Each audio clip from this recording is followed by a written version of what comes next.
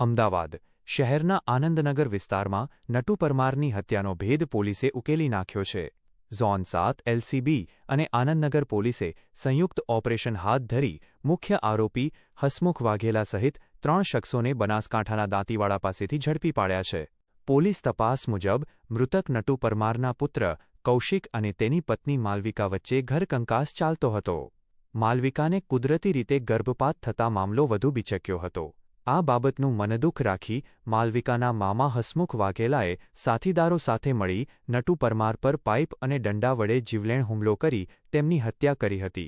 હત્યા બાદ આરોપીઓ રાજસ્થાન ભાગવાની પેરવીમાં હતા અને મંદિરોમાં છુપાઈ રહ્યા હતા, પરંતુ પોલીસે ટેકનિકલ સર્વેલન્સની મદદથી તેમને દબોચી લીધા છે. હાલ હસમુખ વાઘેલા, કાંતિ વાણા અને ભાવેશ પરમારની ધરપકડ કરાઈ છે, જ્યારે ચોથો આરોપી કેતન ગડચોટ હજુ ફરાર છે. આસિફ ખાન પઠાણ, ગુંજ ગુજરાતની. તારીખ 2/5/2026 રોજ આનંદનગર પોલીસ સ્ટેશન વિસ્તારમાં જીવરાજ બ્રિજના નીચે બાપા સીતારામ મોબાઈલ સ્ટોરની આગળ એક ઈસમ નટુભાઈ પરમાર કરીને એની 4 ઈસમોને લોખંડની પાઇપ અને લાકડીથી માર મારીને હત્યા કરી દીધેલ હતી. અને તે પછી આનંદનગર પોલીસ સ્ટેશનમાં હત્યાની એફઆઈઆર નોંધાયેલી હતી. તે પછી તરત જ આનંદનગર પોલીસ સ્ટેશનની અને ઝોન 7 એલસીબીની ટીમ એની શોધખોળમાં, એની ઓળખાણમાં અને ડિટેક્શન માટે પ્રયત્નશીલ થઈ ગઈ હતી. એ દરમિયાન એનો લોકેશન બનાસકાંઠામાં મળ્યું હતું અને બંને ટીમ બનાસકાંઠા રવાના થઈ અને બનાસકાંઠા લોકલ પોલીસની મદદથી એ 4માંથી 3 આરોપીઓની દાંતીવાડામાંથી ધરપકડ કરેલી છે. એમાં જો મુખ્ય આરોપી છે એનું નામ છે હસમુખ વાઘેલા. એ ઉંમર 34 વર્ષની છે, 9મી સુધી ભણેલા છે અને એ ઓફિસ બોય તરીકે કામ કરે છે. અને બીજો આરોપી જો છે એ કાંતિભાઈ છે ઉર્ફ લેલી વાડા.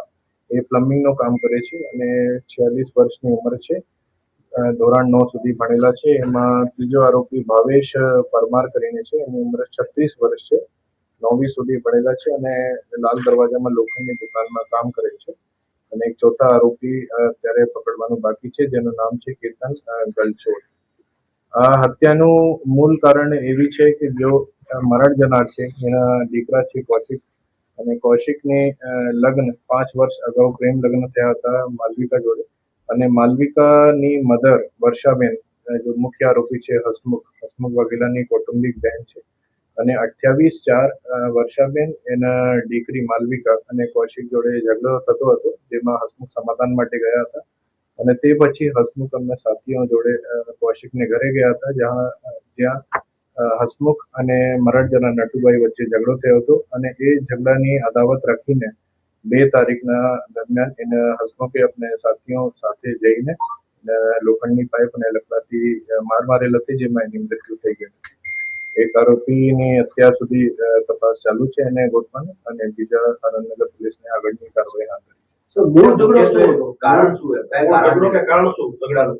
એના એક લાઈનમાં એવું કહી શકે, જો મેટર્નિટી લગ્નના ડિસ્પ્યુટ જો છે એ કારણના એક હત્યાના બનાવનું મુખ્ય કારણ છે, જેમાં વર્ષાબેનની દીકરી માલવિકા અને કૌશિક એનો હસબન્ડ એને વચ્ચે ડિસ્પ્યુટ ચાલતા હતા.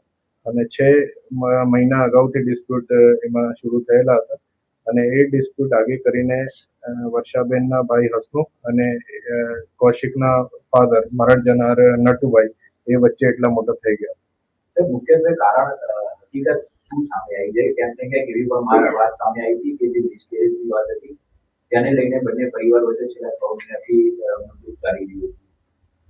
હસબન્ડ વાઇફ વચ્ચે મનદુખ ચાલતા હતા અને 6 મહિના અગાઉ પણ મિસકેરેજના એક બનાવ બનેલા હતા, જેના કારણે સમજાવ અને સમાધાન માટે પર પ્રયત્ન ચાલતા હતા. અને એ જ દરમિયાન 28 તારીખે એ જો હસમુખ અને નટુભાઈ વચ્ચે એક ઝઘડો થયો હતો અને એ ઝઘડાના અદાવત રાખીને મર્ડરના બનાવ બન્યો. નેચરલ કોર્સમાં થયો હતો કે કૌશિક દ્વારા કરવામાં આવ્યો હતો, કૌશિકના પરિવાર દ્વારા કરવામાં આવ્યો હતો? એ તપાસમાં શું સામે આવ્યું? અત્યાર સુધી પ્રાથમિક માહિતી મિસકેરેજની છે અને આગળની તપાસમાં શું કન્યા આરોપીઓને લઈ આવ્યો હતો? કોઈ લાલચ આપીને લાવ્યો હતો? મિત્રતાના ભાવથી આવ્યા હતા કે કેવી રીતે આવ્યા? એમાં જો એક આરોપી અત્યારે પકડવાના બાકી છે, એ એની ફોઈના દીકરા છે અને બીજા 2 એના મિત્ર છે. તો બાળકો ફરાર ક્યારે થયા, કઈ રીતે થયા, કયા માધ્યમથી થયા અને હત્યા કરવા માટેનું નક્કી ક્યારે થયેલું બાળકો વચ્ચે?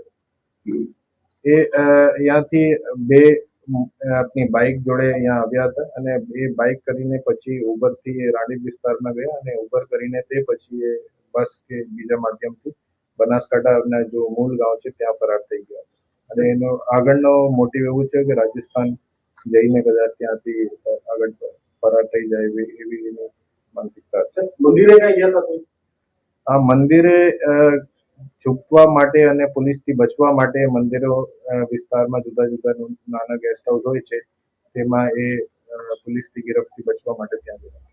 સાહેબ, હત્યા જ કરવાનું નક્કી કર્યું હતું કે માત્ર સબક શીખવાડવાનું નક્કી કર્યું હતું? એ અત્યારે કન્ફર્મ નથી કહી શકાય, બટ જે મેને માર મારેલી હતી એના હત્યાના મોટિવ સ્પષ્ટ થાય છે. કોઈ ગુનાહિત